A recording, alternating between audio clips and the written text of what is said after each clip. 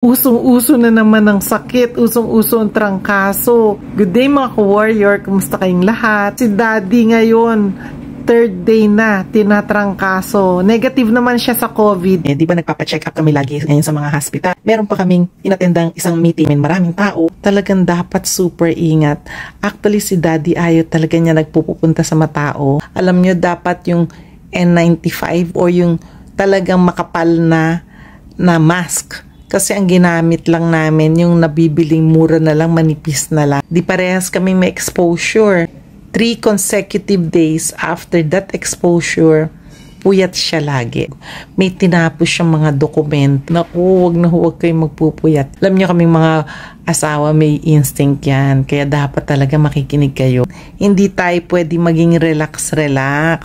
Dapat maingat pa rin talaga tayo.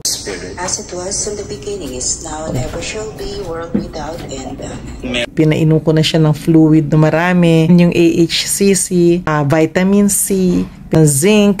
Binigyan na siya ng reseta ng doktor. Bed rest. Kaya yun, confiscated ko muna ng cellphone. Ayaw niya rin ako ma-exposed. Although, exposed na ako sa kanya ng ilang araw. Wala daw siyang gana kumain. Sabi ko, yan ka na. Kailangan kumain ka. Namimilit ako ngayon kumain. Ito yung kada breakfast namin. So, yan ang aming almusal ngayon ni Daddy. Quinoa, piniritong salmon na may garlic. And of course, merong gulay, talbos ng kamote, our favorite, dragon fruit, at saka pineapple. Yung papaya.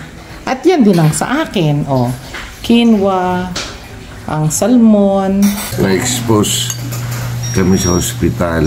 So baka doon ko nakuha to. Daming tao no? Sobra kasing daming tao. Kailangan lagi nakamas pa rin. Yan, yung tinolang manok, hinulugan ko ng konting quinoa. Baka ito na lang ang kakainin ko. Pwede naman dagdagan ko pa. Kahit sa nilagang baka, masarap yung ganito. Maraming luya, maraming malunggay, maraming bawang. Yung pineapple na maasim, nilagyan namin ng dragon fruit, shinake sa kakonting yelo. Yan ang aming tubig, lemon water, salad, romaine lettuce.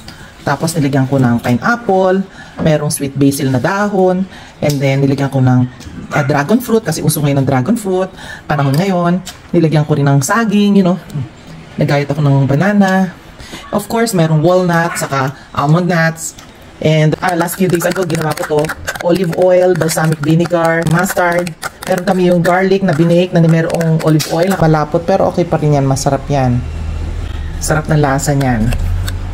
So, as much as possible, gumagawa ko ng sarili kong dressing. Busog na ako niyan. Lord, magaling na po.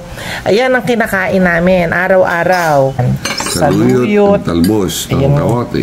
Yan, araw-araw. Yun nga, yung nasa plato ni Daddy. May beef steak na konti lang. Saka ito, kinamatisan. Yan yung classic na breakfast namin. Maraming. Wagi na naman ako. Bakit? Maganda ang nangyari sa banyo. Success.